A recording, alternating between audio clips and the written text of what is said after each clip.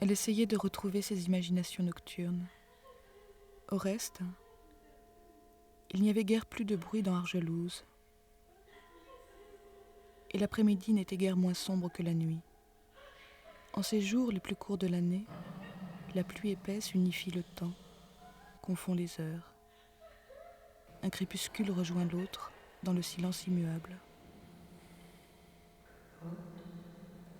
Mais Thérèse était sans désir de sommeil, et ses songes en devenaient plus précis. Avec méthode, elle cherchait dans son passé que des rencontres, des visages oubliés, des bouches qu'elle avait chéries de loin, avaient rapproché de son corps innocent. Un être était dans sa vie, grâce auquel tout le reste du monde lui paraissait insignifiant. Quelqu'un que personne de son cercle ne connaissait. Une créature très humble, très obscure. Mais toute l'existence de Thérèse tournait autour de ce soleil visible pour son seul regard, et dont sa chair seule connaissait la chaleur. Ce corps contre son corps, aussi léger que corps contre son corps, l'empêchait de respirer. Mais elle aimait mieux perdre le souffle que l'éloigner contre son corps. Elle se lève, pieds nus, ouvre la fenêtre. Les ténèbres ne sont pas froides. Mais comment imaginer qu'il puisse un jour ne plus pleuvoir?